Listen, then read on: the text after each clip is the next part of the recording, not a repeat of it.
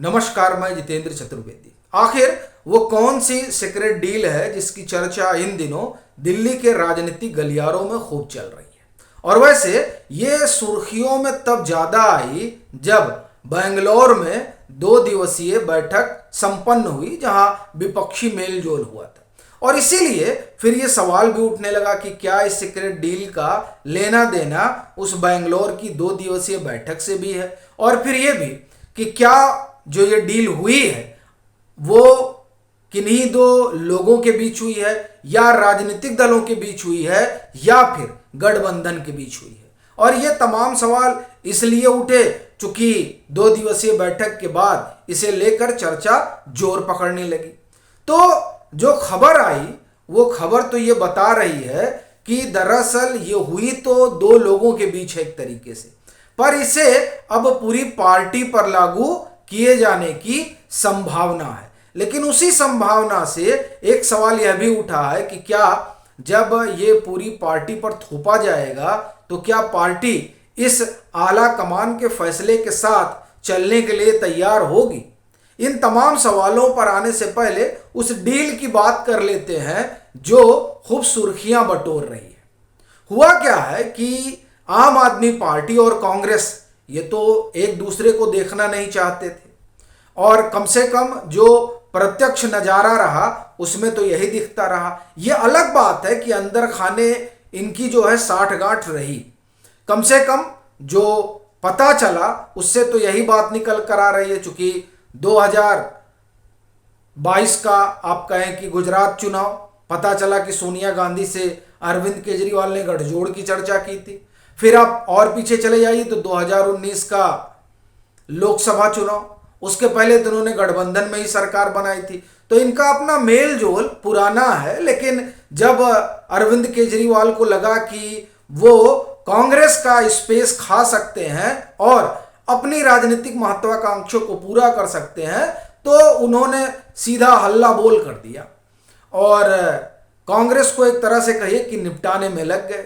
लेकिन ये जो ईडी का शिकंजा कसा और ये अध्यादेश आ गया, उस अध्यादेश ने सदमे में डाल दिया अरविंद केजरीवाल को।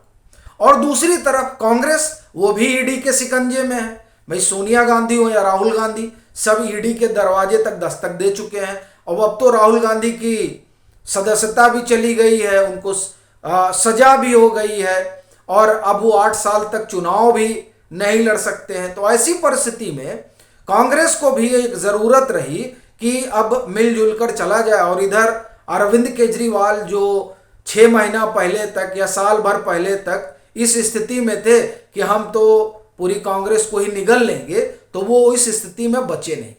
तो इन लोगों के बीच एक समझौता होता है, और वो समझौता आप ट्विटर पर जाकर देख सकते हैं। ये नहीं कि ट्विटर पर उस समझौते को टांग दिया गया है। अपना कहना यह है कि दरअसल जब 23 जून को विपक्षी मेलजोल हुआ था, तब आपको ख्याल होगा किस तरीके से उसके हमको लगता है एक ही दिन बाद आम आदमी पार्टी की तरफ से ट्वीट हुआ था, और जिसमें राहुल गांधी के लीडरशिप को लेकर सवाल खड़ा किया गया था। और वो सवाल इसीलिए खड़ा हुआ था क्योंकि दिल्ली अध्यादेश पर कांग्रेस अपना रुख साफ नहीं कर रही थी, और इससे अरविंद केजरीवाल खफा थे।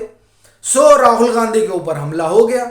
लेकिन अब जब अध्यादेश का मामला पूरी तरह से सुलझ गया है, अब ये अलग बात है कि वो राज्यसभा में पास करा ले जाएगी उसको भाजपा, लेकिन फिर भी अभी एक उनको समर्थन मिल गया। तो ये हुआ कि नहीं, अब हम लोग ट्विटर पर एक दूसरे के ऊपर कोई हमला नहीं करेंगे, यानी ना आम आदमी पार्टी कांग्रेस के ऊपर करेगी और ना कांग्रेस आम आदमी पार्टी के ऊपर करेगी।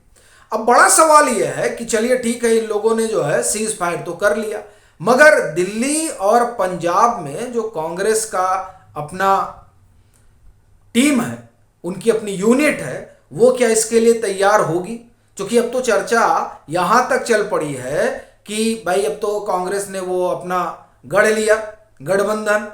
अब उस गठबंधन में सीट शेयरिंग वाला भी मसला है जो आगे बढ़ेगा। लेकिन पंजाब और दिल्ली में कम से कम अगर हम पंजाब की बात करें तो वहां पंजाब कांग्रेस आम आदमी पार्टी को कितना स्पेस देगी, वो भी तब जबकि कांग्रेस के ही जो एक नेता है उनको किस तरीके से जेल वगैरह में डाला गया है, ये आप लोग जान ही रहे हैं।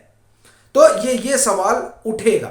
और फिर सवाल ये भी उठेगा कि दिल्ली में कितनी सीटों पर बात बन पाएगी, और वो जो बात बनेगी तो उस बात में क्या जो ग्राउंड लेवल पर कांग्रेस का कार्यकर्ता है वो इसके लिए तैयार होगा।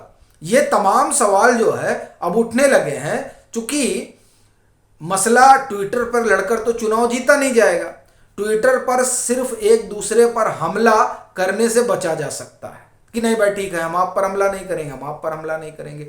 लेकिन संजय सिंह जिस तरीके से कांग्रेस पर हमलावर रहे हैं, खुद अरविंद केजरीवाल ये कहते हुए पाए गए, तमाम वीडियो उनके तैर रहे हैं जिसमें वो कहते हैं कि सोनिया गांधी का नाम लेते हुए कि इनको बुलाए ईडी और पूछे, सब पता चल जाएगा क्या कहां से आया है। तो इस तरह के जो उनके आप कहें कि उनकी भाषा रही, उस भाषा को लेकर जिस तरह से कम कांग्रेस आहत है, और हम ये कहें कि चलिए आला कमान ने एक समझौता कर लिया इस बात को लेकर कि नहीं 2024 में अब कुछ करना है, नहीं तो ईडी हम सब लोगों को अंदर कर देगी, तो उस लिहाज से तो मेलजोल दिखाई दे रहा है। लेकिन क्या जमीनी स्तर पर उस तरीके से आम आदमी पार्टी और कांग्रेस के लोग एक साथ आ पाएंगे, जबकि दोनों में आप ये कहा जाए कि रसाकसी रही है। और सिर्फ ये मसला दिल्ली और पंजाब तक का ही नहीं है, गुजरात में क्या होगा? गुजरात में तो डकार ही गई आम आदमी पार्टी कांग्रेस को। सो वहां किस तरह से चीजें जमीन पर आएंगी, और क्या मध्य प्रदेश और राजस्थान में अरविंद केजरीवाल अपना दावा छोड़ने जा रहे हैं? ये तमाम सवाल जो है अब उठेंगे, क्योंकि ये गठबंधन बन गया है और उस गठबंधन को लेकर बड़ी आशा जाहिर की जा रही है, बड़े आशान्वित हैं अरविंद केजरीवाल। हालांकि ये भी चर्चा है कि ये जो अध्यादेश वाला मसला है यहीं तक ये रुके हुए हैं, उसके बाद हो सकता है कि ये कोई और स्टैंड ले लें। इस तरह की तमाम चर्चा चल रही है। लेकिन जो सबसे बड़ी चीज है वो ये कि जिस तरह की परिस्थितियां हैं, उन परिस्थितियों ने आम आदमी पार्टी और कांग्रेस को एक मंच पर लाकर खड़ा कर दिया है, और इस तरह का एक समझौता हो गया है कि ना हम आप पर शोर मचाएं, ना आप हम पर शोर मचाएं। यानी जिस शीश महल के घोटाले को कांग्रेस 171 करोड़ रुपए का बताया करती थी, अब उस शीश महल के घोटाले पर आम आदमी पार्टी को कांग्रेस कटघरे में खड़ा नहीं करेगी।